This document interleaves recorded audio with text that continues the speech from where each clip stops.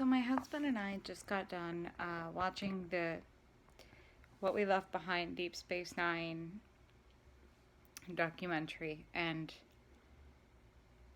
it was in the movie theater where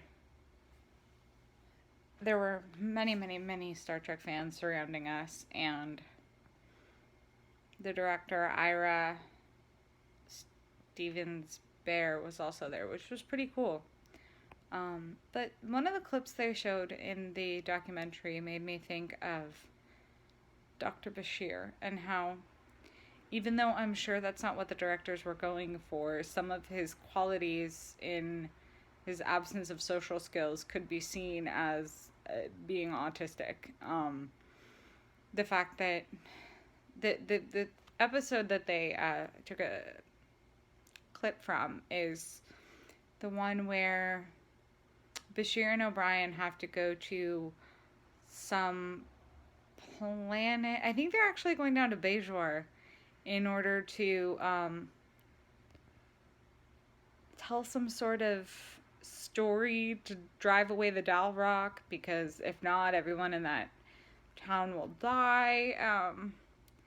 But they're in the runabout, and Bashir is blathering on, and you can see that O'Brien is visibly annoyed, and yet Bashir keeps talking. And O'Brien, because, Bashir is his superior, just says, "Yes, sir. Mm-hmm, sir." The look on his face is clearly, just like, "Oh my God, please stop talking. Please stop talking." And I do think that part of this,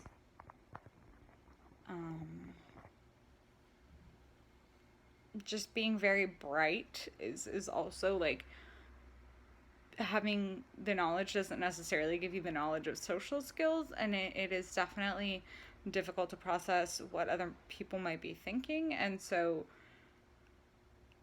I think I see a little bit of myself in Dr. Bashir, and the fact that he and O'Brien become friends after quite some time, and Bashir learns to kind of temper that blah blah blah blah blah blah blah, and kind of learns to censor himself, or at least quiet his nervous chatter all the time, to a point that he and O'Brien can kind of become friends and learn to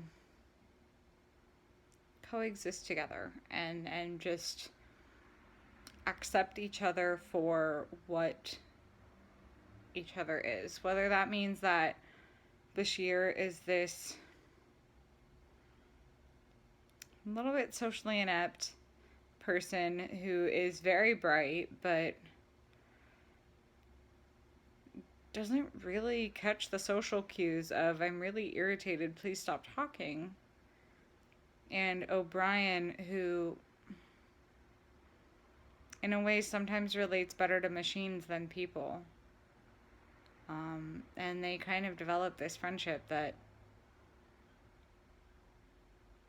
honestly, it makes me believe that if I were to improve my social skills, that I might actually have friends. And I think I might have seen that in DS9 when I first watched it, but didn't process that that was the case. Because watching Star Trek has given me the hope and the kick in the ass that I needed to try and improve my own social skills. Tonight, I met the director of this documentary, Ira Stevens. I think his name is Ira Stevens Bear.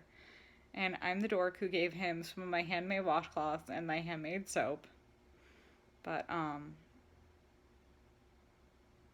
to Alexander Siddig, who played Dr. Bashir, thank you so much for playing the character in the way that you did, and kind of teaching me this lesson that it's possible to become more than the sum of your parts, and that your genetic deficiencies, I guess you could call it. But I mean, Bashir was genetically enhanced in order to overcome his mental inadequacies. So, thank you for playing the part in a way that made me believe that if we improve our social skills, we could have lifelong friendships. Your role and the way you played your character on Deep Space Nine really kind of changed my life. And I think it changed my life without me realizing it. And then today, seeing it from a different perspective and seeing that clip in the documentary and seeing you talk in the documentary made me realize that DS9 kind of changed my life. And my husband and I, loving DS9 as much as we do, got married in a Deep Space Nine wedding. So it's a tribute to how much Deep Space Nine has changed our lives and Star Trek as a whole.